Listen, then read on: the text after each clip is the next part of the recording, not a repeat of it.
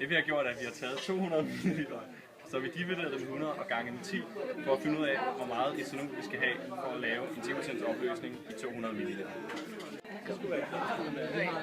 Vi skal bruge etanol, et målglas, en målkolbe, en konisk kolbe, en større målkolbe og demineraliseret vand.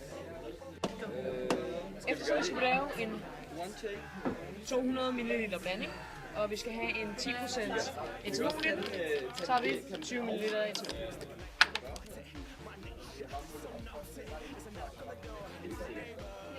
Quick cock blocking, we're having a holdout.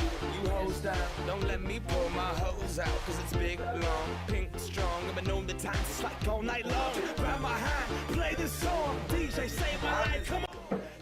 Og derfor skal vi så også bruge 180 ml vand.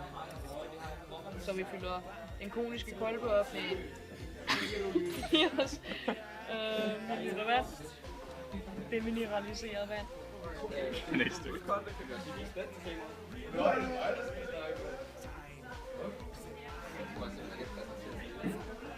80 ml.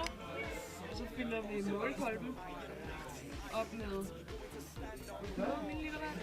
I will dance, I will break that ass off. And I see you in the corner looking so small. Doing a robot like if I died tonight. At least I went hard. I will not give a damn who watches me. I will live, liberate the fox in me. I will be the disco ball freak. Og det var 100 ml vand. Klar. Derefter fylder vi vores 20 ml etanol op i vores målkolbe. Vi har også fået en ny glasdragt.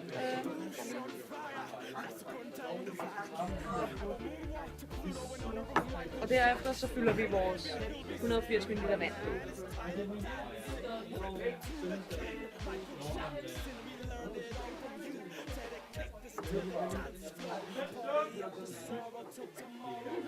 Og så skulle det gerne nå op til 200 ml målet, når...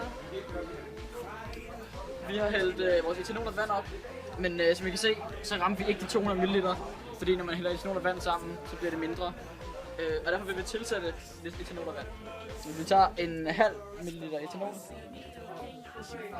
Perfekt. Og derefter 4,5 ml demineraliseret vand.